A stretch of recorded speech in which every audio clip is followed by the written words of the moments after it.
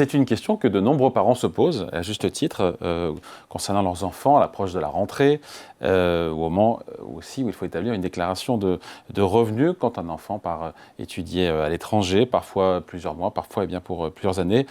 Il y a des frais qui augmentent, le logement, les frais de scolarité, les billets d'avion, tout ça, ça coûte, l'assurance santé, les dépenses de la vie courante. Et fiscalement, vous allez voir que les parents ont des choix à faire. Bonjour Jérôme. Bonjour David. Maître Jérôme Barré, avocat associé au syndicat Milliards. Lorsqu'un enfant devient un majeur, il sort ou pas d'ailleurs automatiquement du foyer fiscal? Non. Il est déjà plus ennuyeux chez soi, il prend de l'autorité, c'est déjà plus difficile. Non, il ne sort pas automatiquement. En fait, à sa majorité, un enfant devient en principe indépendant fiscalement. Il doit donc normalement déposer sa propre déclaration. Mais on a cette notion en France qui est le foyer fiscal, où on prend tous les éléments qui sont rattachés à une même maison, si je peux dire, à une même famille. Et il y a une option qui doit être demandée par l'enfant et qui doit être acceptée par les parents. C'est une option qui reste possible sous condition. Un enfant majeur, quel que soit son statut professionnel ou non, il peut être rattaché au foyer fiscal de ses parents s'il a moins de 21 ans. S'il a au-delà de 21 ans, jusqu'à 25 ans, il peut demander d'être attaché à ses enfants s'il poursuit ses études. Et c'est un âge qui s'apprécie au 1er janvier de l'année de l'imposition. Donc ça, c'est très important de vérifier cet âge pour savoir si on bénéficie de ce système ou pas. Et le fait que l'enfant parte étudier à l'étranger, ça change quoi au final? Alors ça, c'est une question très fréquente et qui est contre-intuitive et qui est souvent prévue par les conventions, mais qui pas toujours d'ailleurs, mais peu importe. Le départ à l'étranger, ça ne fait pas obstacle au rattachement de l'enfant. Donc on peut avoir un enfant qui reste 6 mois, 1 an à New York, à Madrid, à Montréal, peu importe. Et bien dans ce cas-là, on peut, sous les conditions que j'évoquais, jusqu'à 25 ans, en poursuivant des études, bénéficier du système du rattachement aux parents. Et donc, il faut évidemment prouver ces études. Donc, il faut avoir des inscriptions, une attestation universitaire, des justificatifs de frais. Quand on est à l'étranger, il faut que les documents soient suffisamment compréhensibles et qu'ils soient sans équivoque.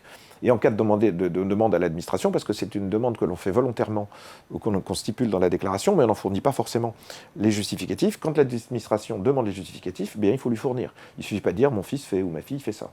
Donc, justifier de la scolarité, justifier aussi des dépenses qui sont engagées par les parents.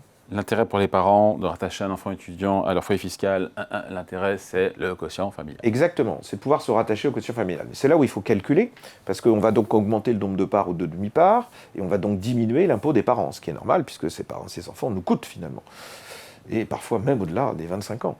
Mais cet avantage qui est plafonné, en fait ça a été plafonné au fur et à mesure du temps, le quotient familial il était plafonné à 1 807 € par demi-part supplémentaire. Mais quand vous avez plus de 3 enfants, vous passez par part. Donc vous avez en fait 2 fois 1 807 €. Rattacher un enfant étudiant n'est pas toujours la meilleure solution parce que ça va dépendre du niveau d'imposition des parents et ça va dépendre également des revenus de l'enfant. Parce que lorsque l'enfant est rattaché, il faut faire flèche de tout bois, c'est-à-dire à la fois les revenus de la famille, mais aussi les revenus de cette personne qui est à l'étranger. Donc il a des petits jobs étudiants, il a ce genre de choses. Donc si l'enfant n'a pas de revenus ou seulement des revenus faibles ou exonérés, ça peut être intéressant. En revanche, s'il perçoit des revenus significatifs, il faut vérifier que les rattachements restent favorables. Alors, il y a une petite tolérance, une tolérance importante, c'est que soit il fait un stage à l'année et on va considérer que dans la limite d'un SMIC annuel, ça n'est pas taxable, c'est plutôt intéressant, soit il a un petit job d'été par exemple, et là c'est 3 SMIC mensuels, de façon à favoriser quand même à ce que ces enfants, ces braves petits-enfants, puissent avoir quand même une activité L'autre salariée. solution, c'est de ne pas rattacher l'enfant et de lui verser une pension alimentaire. Voilà, donc je ne veux plus de toi chez moi, je ne te compte plus, mais quand même je t'aide et je te verse une pension alimentaire. Alors on peut déduire cette pension, mais il faut pouvoir démontrer à quoi elle est faite. Si c'est pour qu'on lui achète des carambars ou des montres de qualité, ça ne va pas marcher. Il faut que ce soit des dépenses courantes et il faut qu'il en ait besoin. S'il a déjà sa propre activité, son propre revenu par ailleurs, ça ne va pas marcher. Donc il faut un besoin réel de l'enfant. Il ne suffit pas que les parents versent de l'argent. Donc on va l'aider, mais cette déduction elle est plafonnée.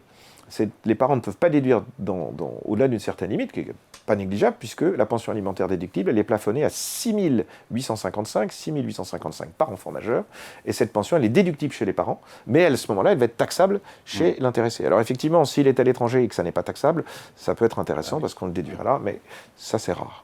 Ouais, à ceux qui auraient la mauvaise idée de vouloir cumuler les deux, rattacher l'enfant et déduire la pension alimentaire, c'est non. Ça ne marche pas. Il faut choisir, c'est soit l'un, soit l'autre.